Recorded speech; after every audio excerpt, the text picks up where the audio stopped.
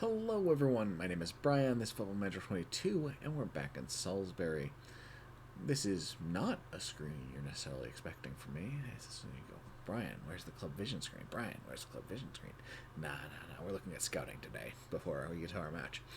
I wanted to try something real quick. So we're going to go to Josu Mondragon here. He's a player who showed up in the next-gen top 50 Wonder Kids in the world. We only had one Wonder Kid on the list this year. We had number one, though. Sebastian Johansson, our goalkeeper, is the number one Wonder Kid in the world according to that list. And yeah, he deserves it. But, you know, that list is always a good scouting opportunity. Mostly I focus on teams that aren't the biggest teams in the world and that might be able to sign away their players for cheap. So amongst them is this left back from Chivas in Liga MX, the Mexican League. You know, he's got very good physical stats, some good mentals. His defensive physical technicals are good. His attacking technicals leave a bit to be desired. He's like a lot of our current fullbacks in that way. He is just 18 though, and so still has some development potentially in him. I believe my scouts have him tagged as 3.5, maybe all the way up to 5, and a 2.5-star player already, which is the equivalent of Juan Mateo, who is in our left back rotation, and a half-star behind Zabibi and Nagankum, our current other two left backs. But, you know, sell one of them for profit, and bring in Mondragon here. But, you know, there's a question of can we play Mondragon if we get him? The Liga MX is one of the worst leagues, frankly, for work permits. So I'm gonna bring over. I'm gonna fade in the rules for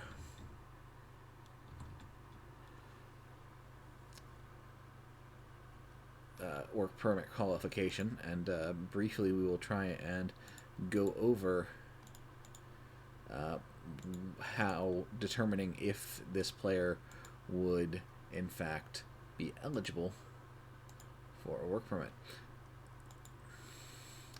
Now, he has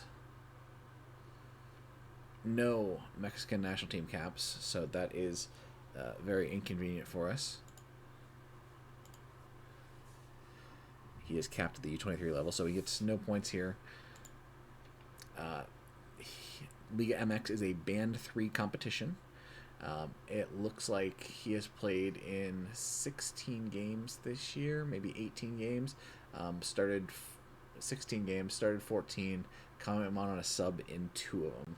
I'm going to give him full points there. That sounds like he's playing enough, and so he would get 8 points from that. Maybe we should be going 7. It is a Band 3, so last year Chivas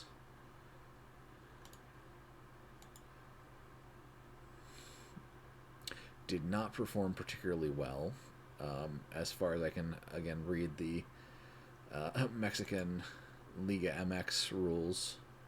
It is a complicated table to attempt to figure out.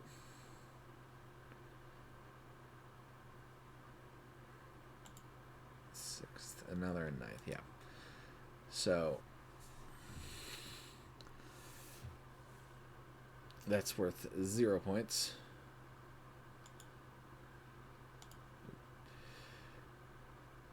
Alright, they could compete in the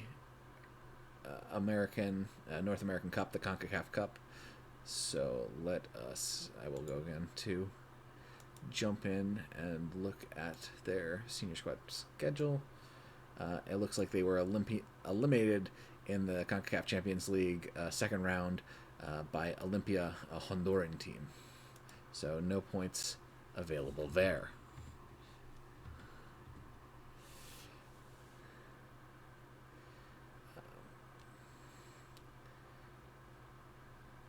But he gets 8 points just for playing in a Band 3 competition. And so, actually, I would say he is eligible for a work permit. Even if he is only playing 80 to 89% of the minutes, That would get him the 15 points he needs for a work permit. I'm going to fade us back into what is the Chivas team screen. Thank you for looking at that wall of text with me. So yeah, I think he is eligible for a work permit.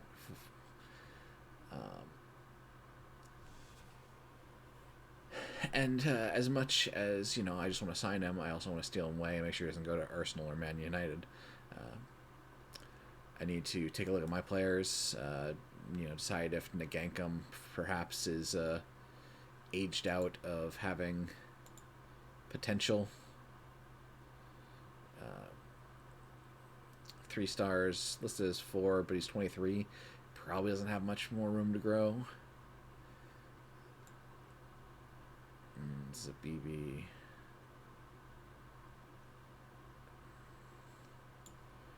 Right here, 3 stars, 3.5 potential, 22. And the thing is, Arif Zabibi, we could sell him potentially for $55 to $69 million. We could buy the Mexican kid for $8 million. That's a very nice way to make a profit, exchanging out a marginally worse player, but one who will develop in a couple of years. Zabibi technically is our captain. He is a very weird captain for us in that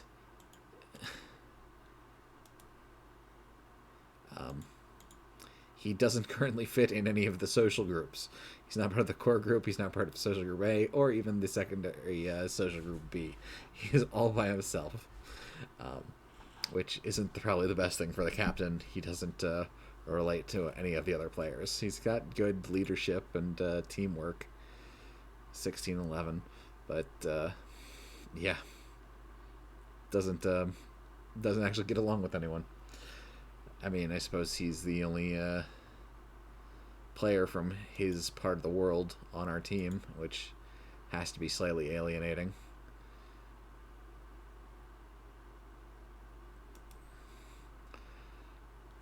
But what can you do? As you can see, Toby Twos and the other young players now have faces. Toby Twos now has a 4th and up to potential 5th star of potential here. Seeing some up arrows. Very pleased by that.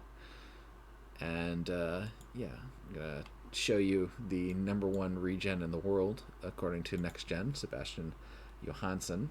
Real quick. Progress. Looking at his attributes here. This is since he's been with us in July. No, it's not. This is what it looks like since July. He's picked up a point in aerial reach, command of area, communication, first touch, one-on-ones, throwing, composure, decisions, jumping reach, strength, stamina, and he's had improvements in nearly every other stat as well. It's he was already a very good keeper, and he's only getting better. And keeper is one of those positions where the developmental curve is actually longer than other positions. So he's just 19. He's got 2 to 4 more years of normal development time, and then he potentially has development time forever. Like, this kid's ridiculous. Sorry, he deserves a new contract. Yeah, probably, Sebastian. You probably do. I need to. He has a $103 million release clause.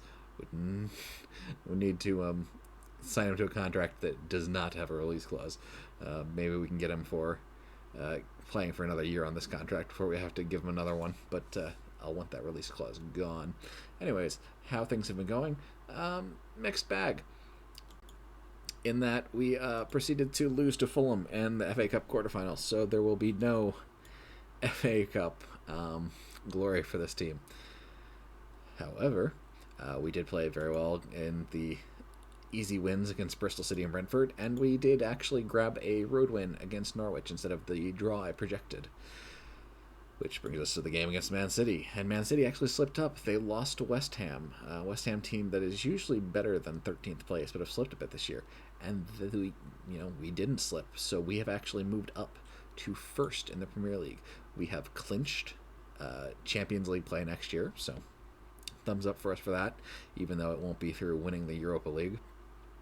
The board is certainly happy. We have achieved, top four success, which wasn't even like on their neck. I think their plan this year was, we'll go a couple visions range anyways. They just wanted us to be a mid-table side next year. This year, next year was record a top half finish and then become best of the rest of next year. Done, done, done. I am worth all the money they're paying me. I did get them to improve youth facilities.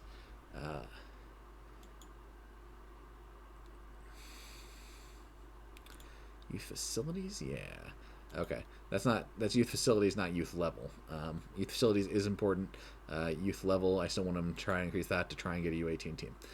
Anyways, so we've got the game against Man City. Come on, tactical meeting. Thank you. I have...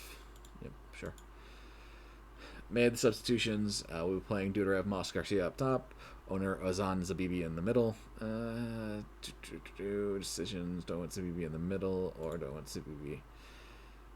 I want Zabibi's superior pace at left back. I want Nagankum at defensive mid. Also, Zabibi connects well with Garcia. They've played together a lot. Capu and Torres in the back. Maric on the right. Petkov is just back from injury, working his way back.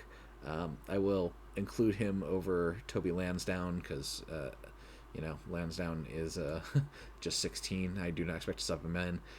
There is a world where I might try and sneak Petkov onto the pitch. And, of course, Johansson will be in the net.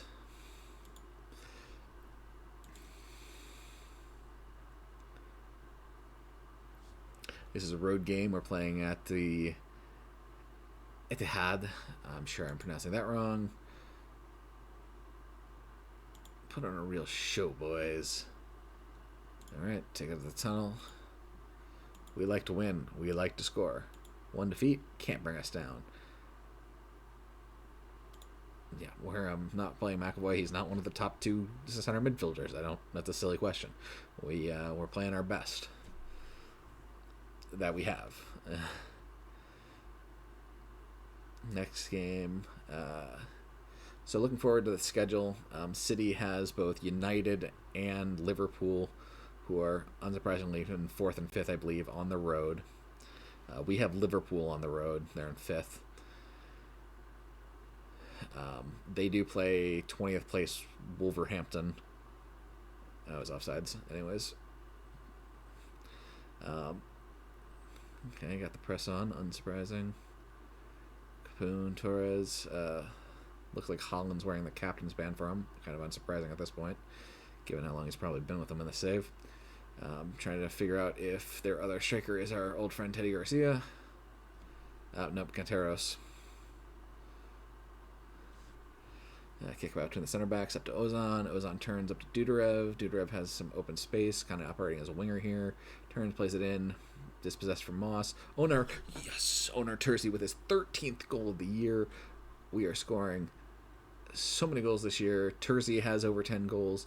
Ozan has over 10 goals. Both Marin and Dudarev have over 10 goals. I believe Nusa has over 10 goals. The only name that's a question mark is Edgar Garcia, and I think he's had over 10 goals, but maybe not. But that's a lovely way to get the game started. Obviously, I want to be marking Holland here tightly. Luckily, we win that. Get cycled out. Tefrede, Pereira. Ooh, I then get a glimpse of that Eastern European name. Podznyakavov. Something like that. Anyways, Johansson makes a good save against Holland. The way they were setting looks like Holland might have been offside.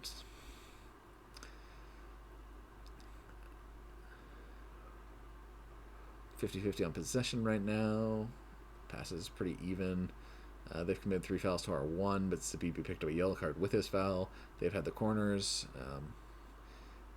Looks like our possession, other than that one goal, was mostly has been kicking about in our backfield, while they've had good offensive possession. If we get a...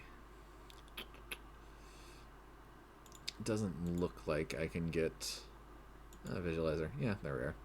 A little bit anyways. The action zones. They've been a little more pressed up the pitch, and they've been playing a little more through the middle. They've been playing along the left. We've come up the middle. as far as if I'm interpreting that graph correctly. But let's go back to our stats and let's resume the simulation. Oh, ball going the right way. Moss comes up to press Gomez. Gomez plays it long. Looks like Torres missed this header. Quinteros has a one-on-one with Johansson, but the number one wonder kid in the world, Sebastian Johansson, showing why he deserves a new contract that we will desperately fight to not give him to save money. We did get, I believe we are being offered $90 million in transfer fee, and we have about $9 million extra in contract room. Marich has now picked up a yellow card, so both of our fullbacks are on yellow cards. Not my favorite thing. But yeah, let's get to halftime with a 1-0 lead. That would be a big game. Ozan with the back heel flip, just kind of showing off. Out to BB, over to Garcia. We have Dudarev. Dudarev, that's not what we want to see. So yeah, $90 million in transfer and $9 million in additional salary beyond the current salary.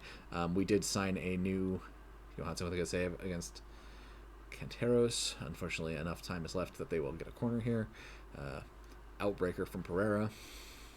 Goes long. Torres easily heads it away. Stop the clock, ref. Good stuff. Would like to see more chances created and not just let them get a bunch of low probability creations. But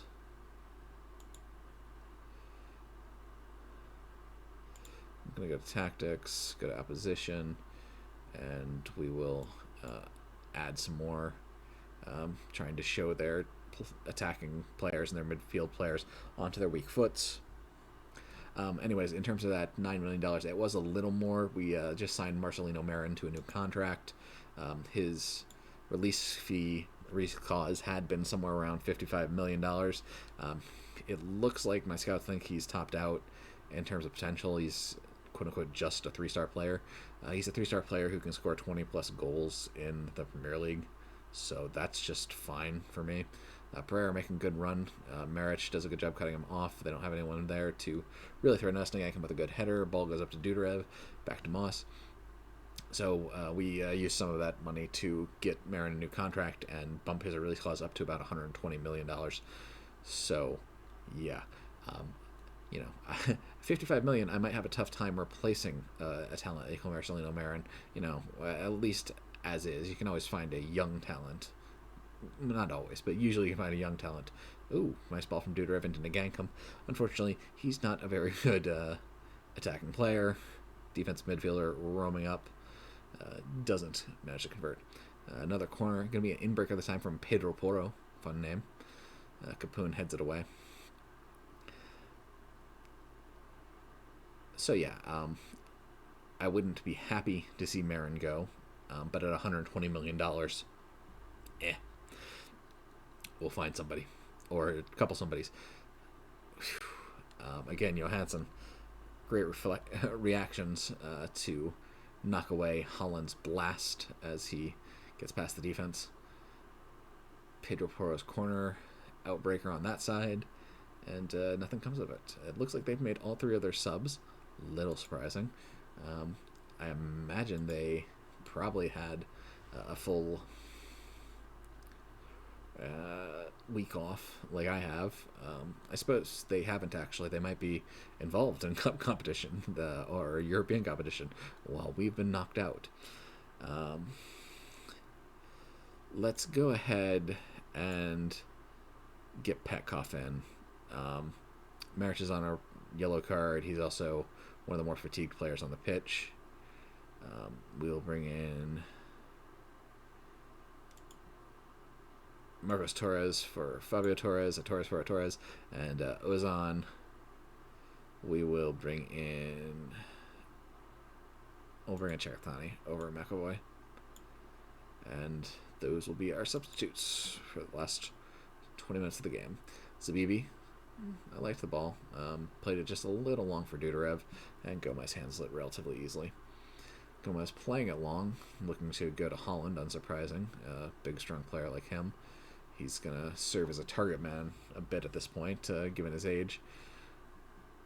I like this. Moss plays the long. Capoon. Unfortunately, Capoon is not an amazing ball striker, just like an Agankum. And so while he did corral it, did not make the most of his opportunity.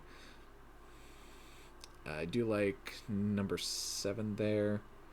Honor, actually pressing his man. Oftentimes you'll not see our players be as aggressive as I would like in circumstances like those. Just kind of letting them throw it in, and that was a good action there. I thought, and the defender thought he was going to cut it back out, and then he turned on the Jets to get the edge and had a good cross. But luckily, again, Johansson is having a stellar day so far, 7.9.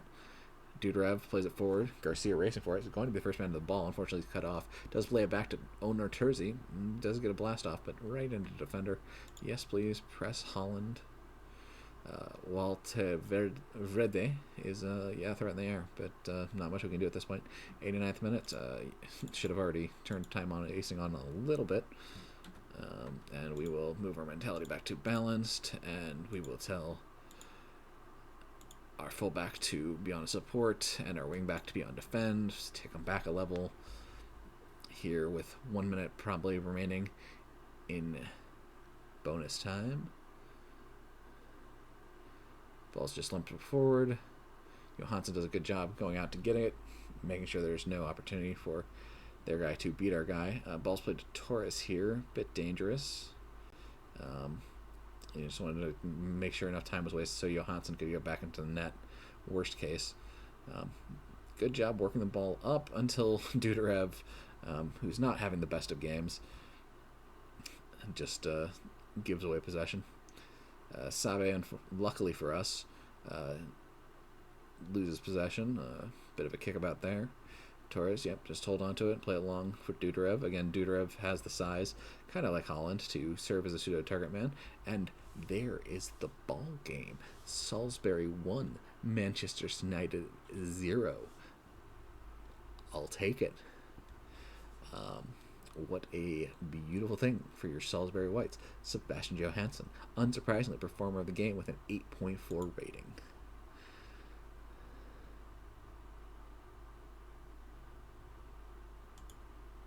Good stuff.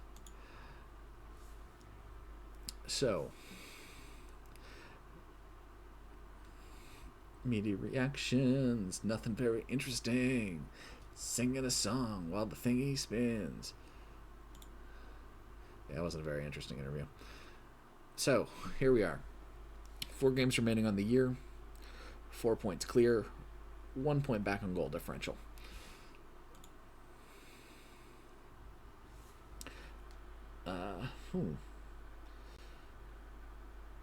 Interesting. We don't have a game. Onur Terzi has already triggered a couple of his clauses, paying Real Madrid $5 million, as I noted, and one of them was 10 league goals. So he's already is 1 goal away from triggering that. Aguilar, our center back, who's on loan to Charlton, will probably be selling on this year. Marco Torres, that's fine. Salary raised to $316,000 to playing at Premier League level. Johansson, buddy, you were amazing.